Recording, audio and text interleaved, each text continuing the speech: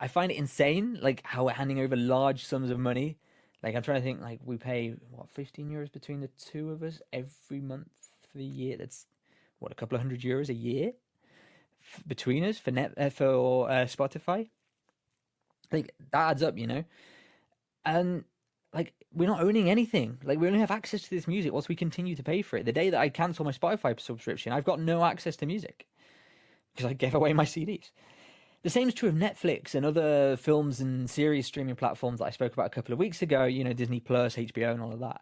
We pay like month on month for the service, but the day we stop paying, we have nothing to show for it.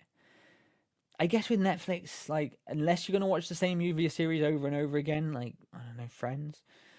I can't tell you how many times I've watched bloody Friends.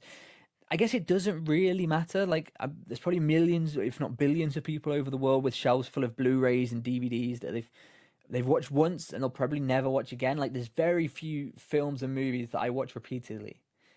Music, though, that is something that we repeatedly consume over and over and over, enjoying the same songs and albums time and time again. I wonder how many other things will be affected in such a way. Car sharing is a similar deal. Have you seen this? Heard of this? There are cars parked all over cities that people pay to use by like the minute or the hour. There's some special way to access or or start the car, even like by a phone app or similar, and then you just pay by the minute or the hour to use that vehicle. You don't worry about taxes or insurance or fuel; it's all covered. You don't even have to worry about maintaining or parking the car. You like literally use it for the time you need it and pay for that time, and that's it. The only downside, of course, is that often you need to park a car where you found it. You've got to return it to the same place, so it's no good. Like, it's good for like back and forth trips, maybe to the shops, but it's no good for like a day trip out of the city. In Barcelona, though, I use a similar service called Yego, they're actually mopeds. They're these like a little green electric mopeds. They kind of look like Vespas, but kind of a bit more, I don't know, certainly more green. They're parked all over the city. You'll see them if you come and look out for them. You open the mobile app and you unlock the nearest bike to you.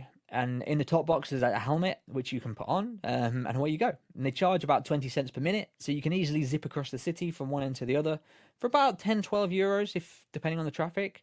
Of course, it's very rare that you actually need to cross the whole of Barcelona, and if you did, you probably just get the metro. But for short trips, if you're in a hurry, maybe there's two of you because there actually are two helmets in the top box. It can work out much cheaper and faster. Like, say you wanted to get from Sagrada Familia to Plaza de Catalunya. Take about 30 minutes on the metro. You'd have to change the metro as well, maybe get a bus. But you could probably do it in less than 10 minutes on an electric moped for very cheap. And again, you don't have to worry about maintenance, insurance, charging it 'cause it's electric. They deal with all of that. I don't know how they do it. I guess they have people that come and pick them up and charge them. I do fancy quite buying a moped or a little motorbike for getting around.